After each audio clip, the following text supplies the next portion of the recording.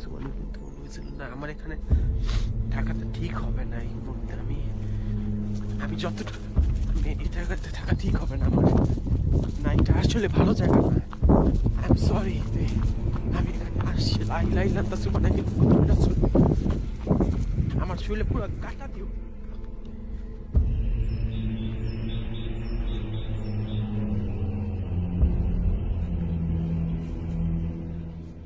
আসসালামু আলাইকুম সবাইকে। আমি আজকে আরেকটি বার আপনাদের সামনে উপস্থিত হলাম জার্মানির আরেকটি ভয়ানক স্থান হতে।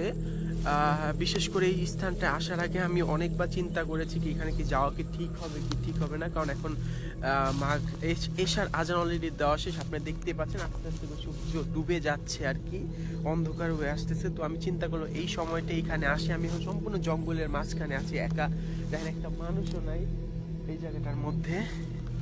তো আপনাদের নিয়ে চলে আসছি আমি জার্মানির আরেকটি ভুতুর স্থানে।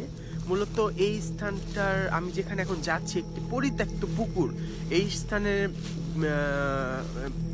যেটা বিশেষভাবে এই স্থানটার মানুষেরা বা প্রচলিত আছে এই স্থানটা নিয়ে, যে এই স্থানে যদি কেউ ডুব দেয়, মানে এই স্থানে যে পুকুরটি আছে, পরিত্যক্ত পুকুরটি আছে, সেখানে যদি কেউ ডুব দেয় তাহলে সে নাকি আর মনে আর জ্যান্তভাবে বা জীবন্ত অবস্থায় বেঁচে ফিরে না।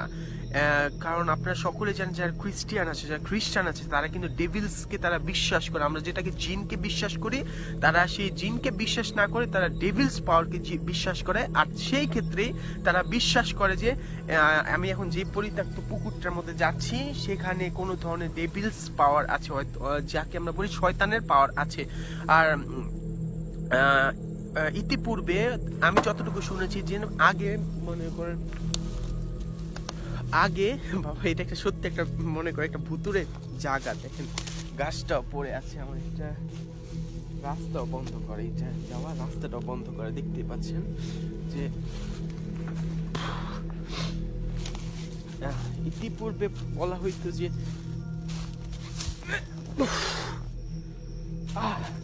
এখানে নাকি যারা মনে করেন আপনার ইলুমিনাটি কথাটি কেন আমি বারবার বলি, কারণ ইউরোপের মধ্যে ইলুমিনাটির পরিচর্যাটা বেশি হয়। ইলুমিনাটির যে প্র্যাকটিস আছে, ইলুমিনাটি পালন এখানে বেশি মানুষেরা করে।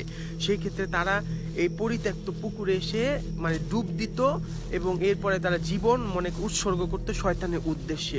সেই ক্ষেত্রে তখন থেকে আমি এখন যে পুকুরটাতে যাচ্ছি সেটা একটা পরিত্যক্ত পুকুর। তারপরে অনেক মানুষ, যেহেতু একটা জঙ্গল এরিয়া, একটা পাহাড়ের উপরে, এখানে অনেক মানুষ আসতো যারা ঘুরতে আসতো।